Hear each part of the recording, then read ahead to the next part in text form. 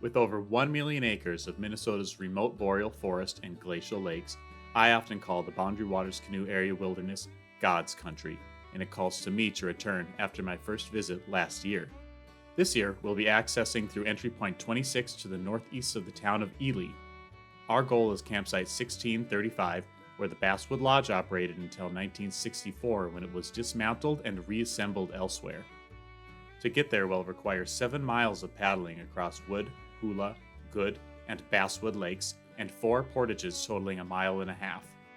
Unfortunately, Basswood Lake allows motorboats, which does take away from the seclusion we crave, but the vast maze of channels and bays that make up the lake offer endless opportunities for exploration.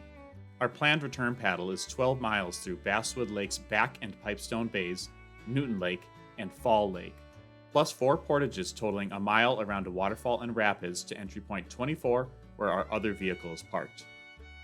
First up is the 3,200-foot portage 701 to Wood Lake.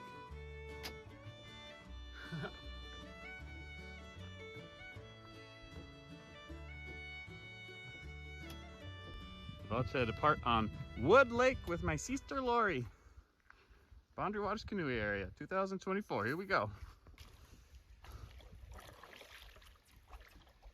You're really doing it, Harry.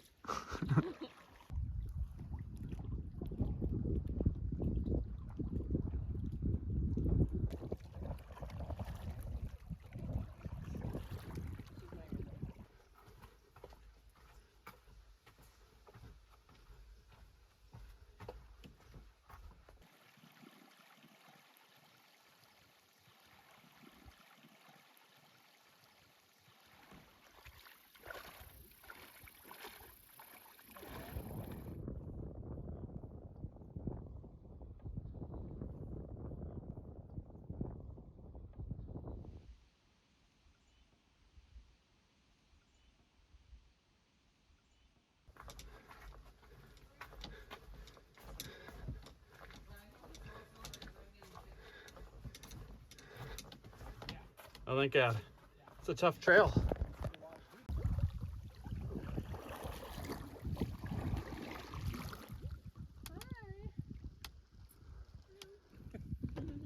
This is a good lake.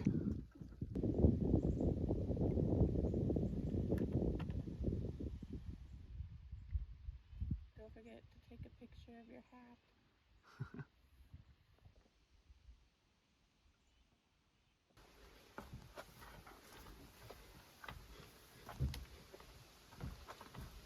And out of this mosquito-infested portage.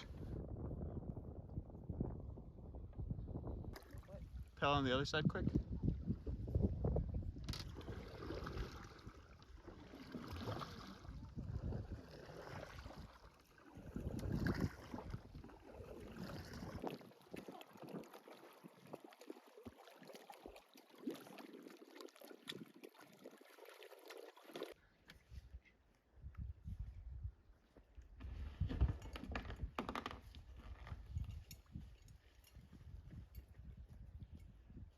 Just got to campsite 1635 on Basswood Lake.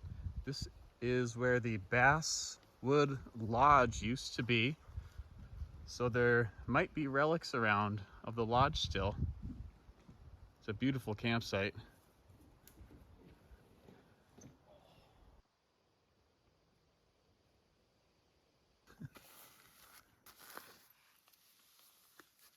My mentor and neighbor growing up, he taught me all kinds of stuff, and got to go out fishing with him and see how it worked for him. And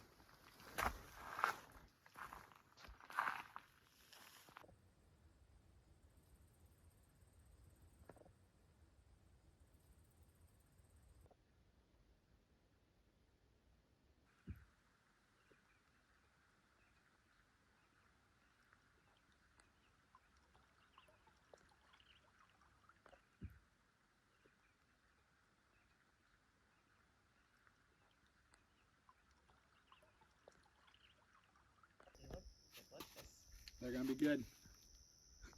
I'm taking a video. Oh, awkward. Jackie preparing the smallmouth bass. Some chanterelles and and she caught 3 of the 4. Chanterelles and smallmouth bass. Right next to that one. Yum. Beautiful. Thank you. That'll be good. Ooh. At your leisure. Ooh, ooh, ooh. Ooh. Ow! Oh. Too leisurely. Okay. If you think you got enough, do twice as much. How you did. I'm just reading Some down good here. smallmouth Yeah, bass. all that. Chanterelles good too. Lobster mushrooms. It's hitting behind it. Oh, Yeah, there you there we go. go. There you go, brother. What? It burns so fast though, you gotta have your fines ready to roll. Yeah. Man, that moss is sweet. It is. There we go. My crocs are gonna catch on fire. A little bit of a change of plans. So we had a discussion, decided to shorten up the final day by leaving the Basswood Lodge campsite that we're at now and trying to find a campsite on Pipestone Bay somewhere. This will reduce the length of time that we have to paddle on the final day so that people can get home at a better time. And also we checked out this Portage 421 and it was really hard to get to. It was muddy, it was overgrown, it was steep. It'll just be a really challenging portage for us to have to carry the canoes, even though it was a really nice hike. So rather than going from the campsite up to the portage, we're gonna go down and around sort of the way we came. And this will allow us to check out these logging camp remains.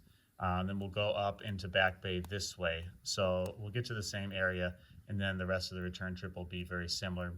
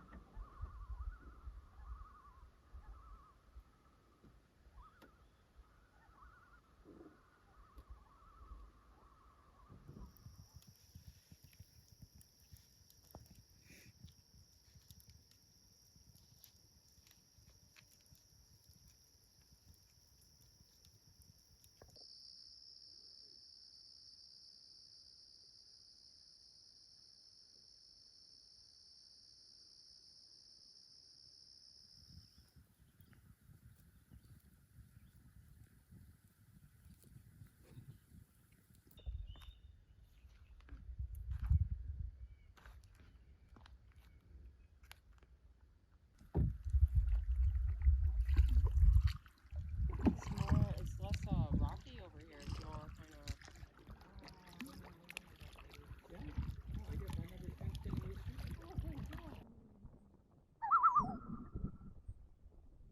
Mm-hmm.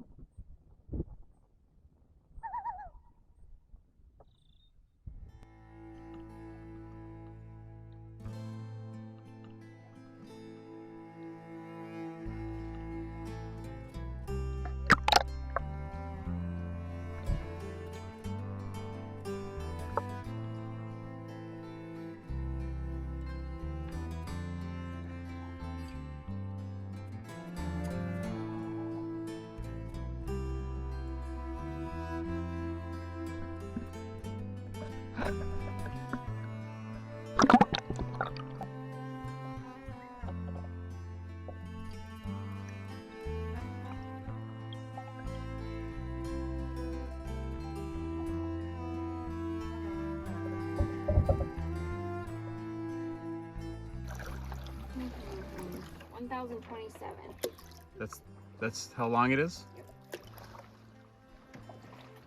We're going into Lewis Narrows and Pipestone Bay, and it is portage 426. 426. Cool.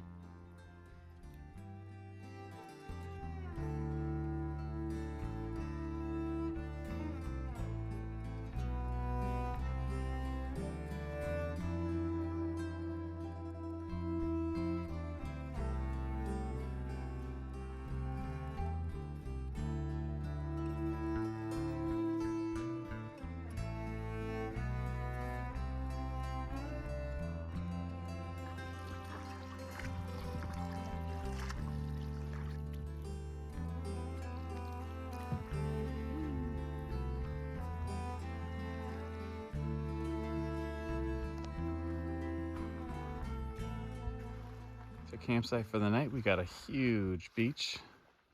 Some visitors there. A beautiful beach landing.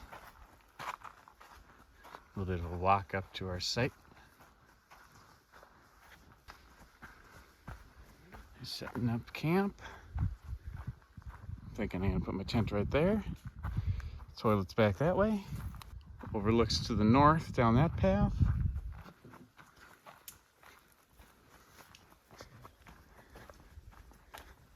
And the main fire pit area over here.